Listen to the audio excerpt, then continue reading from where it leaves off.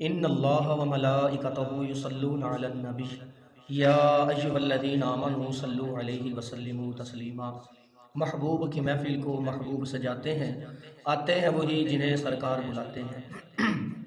نبی رحمت شفیع معظم صلی اللہ علیہ وسلم نے ارشاد فرمایا، جو بندہ میری ذات پر درود پاک پڑھنا بھول گیا گویا کہ وہ جنت کا رستہ ہی بھول گیا۔ حضور فرماتے ہیں کہ جس نے میری ذات پر ایک دن میں 1000 مرتبہ درود پاک پڑھا، اللہ جل وعلا اس بندے کو اس وقت تک موت نہیں دے گا یہاں تک کہ وہ بندہ جنت میں اپنا ٹھکانہ، اپنا مقام اور جگہ نہ دے۔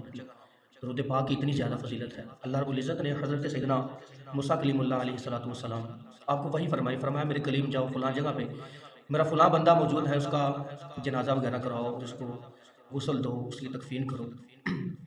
اللہ کے نبی موسیٰ علیہ السلام گئے، آپ نے جب دیکھا کہ اس بندے کو گاؤں والوں نے، محلے والوں نے کوڑے کے کرکٹ کے ڈھیر پر اس طرح پھینکا ہوا ہے، کلیم اللہ علیہ السلام نے سوال کیا، فرمایا کہ لوگوں اس بندے کو اس طرح کیوں پھینکا ہوا ہے؟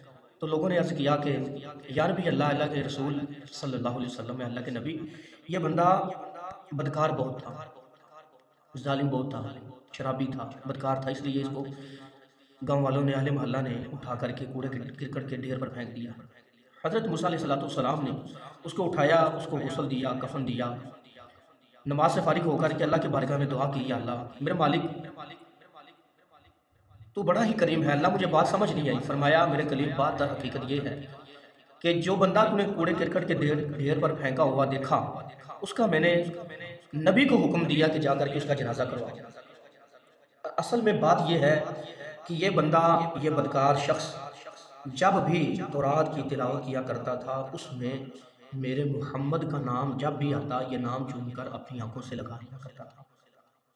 مجھے اس بندے کی یہ ادا اتنی پسند آئی، یہ ادا اتنی پسند آئی، میں نے اس کو دنیا میں ہی جنت عطا فرما دی، اسے انعام یہ عطا فرمایا کہ جب یہ دنیا سے جائے تو ایک نبی کے ہاتھوں اس بندے کا غسل و کفن اور جنازہ ہو۔ میں نے صرف اور صرف محمد کا ادب کرنے کی بدولت اس کو یہ انعام عطا فرمایا۔ با ادب با نصیب ہوتے ہیں، بے ادب بد نصیب ہوتے ہیں۔ حضور سے محبت کرنے والا، حضور کے سے عشق کرنے والا بندہ دنیا میں بھی سرخرو ہوتا ہے، دنیا میں بھی عزت والا کامیاب ہوتا ہے، آخرت میں بھی کامیاب ہوتا ہے۔ ان دی ذات تے ہر ویلے پھل چڑھ دے دروداں دے چرچا میرے سوہنے دا پیا شام و سحر ہوئے۔